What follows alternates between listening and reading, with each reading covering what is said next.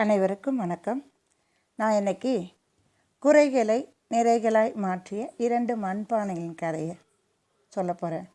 ஒரு ஊரில் விவசாயி தன் குடும்பத்தோடு வாழ்ந்து வந்தாராம்.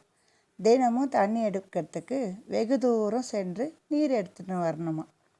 அவர்கிட்ட 2 பானைங்க இருந்துதான். அதில் ஒரு பானை ஓட்டை பானையாம், இன்னொன்று நல்ல பானையாம். விவசாயி தினமும் 2 பானைகளையும் எடுத்துக்கிட்டு தண்ணீர் எடுக்க செல்வாராம். ஒரு பானையில் நிறைய நீரும் இன்னொரு பானையில் பாதி நீரும் தான் இருக்குமா. இதை ஓட்டைப்பானை கவனிச்சிச்சான்.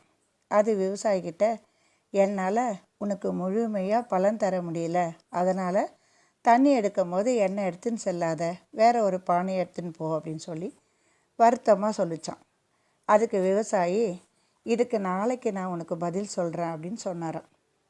மறுநாள் வழக்கம் போல் 2 பானையும் எடுத்துகிட்டு மூங்கிலில் கட்டி ஒவ்வொரு பானையும் ஒவ்வொரு பக்கமாக தொங்க விட்டுக்கிட்டு தண்ணி எடுக்க புறப்பட்டாராம். அப்போ ஓட்டப்பானைக்கிட்ட சொன்னாராம், நீ எந்த சைடு போகிறியோ அந்த பாதையை மட்டும் பார்த்துக்கினே வா அப்படின்னு சொல்லிட்டு போனாராம். பானைக்கு போகும்போது எந்த வித்தியாசமும் தெரியலையாம். ஆனால் தண்ணி எடுத்துகிட்டு வரும்போது ஓட்டப்பானை வர வழியில் செடி கொடி பூக்கள் அனைத்தும் அப்படியே பூத்து குலுங்கிட்டு இருந்ததாம். அதை அந்த பானை பார்த்துக்கிட்டே வந்துதான். வீட்டுக்கு வந்துட்டாராம் தண்ணி எடுத்துகிட்டு விவசாயம். மறுபடியும் அந்த பானை கேட்டுதான், நான் நேற்று கேட்டதுக்கு நீங்கள் பதிலே சொல்லலை அப்படின்னு சொல்லிச்சான். அதுக்கு விவசாயி சொன்னாராம், பதில் தான் நீ நேர்லேயே பார்த்துட்டியே, நான் என்ன சொல்கிறது அப்படின்னு சொன்னாராம். பானைக்கு ஒன்றுமே புரியலையாம். எப்படி சொல்கிறீங்க அப்படின்னு கேட்டுதான்.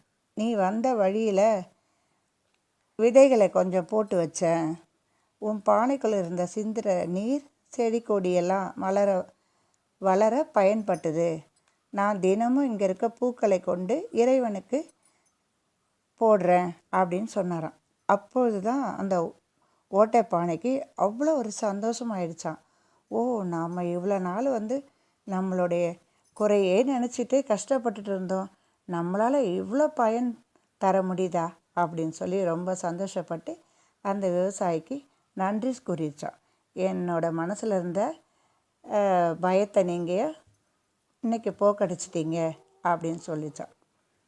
இந்த கதையிலேருந்து நாம் தெரிஞ்சு கொள்வது என்னென்னா, இறைவன் ஒவ்வொருவருக்கும் தனித்தனி ஆற்றல் கொடுத்துருக்கிறார். நாம் அதை சரியான வழியில் பயன்படுத்தி வாழ்க்கையில் முன்னேறுவோம். இந்த கதை உங்களுக்கு பிடிச்சிருக்கோன்னு நான் நம்புகிறேன். லைக் பண்ணுங்கள், ஷேர் பண்ணுங்கள், நண்பர்களை சர்ப்ரைஸ் பண்ணுங்கள். நன்றி, வணக்கம்.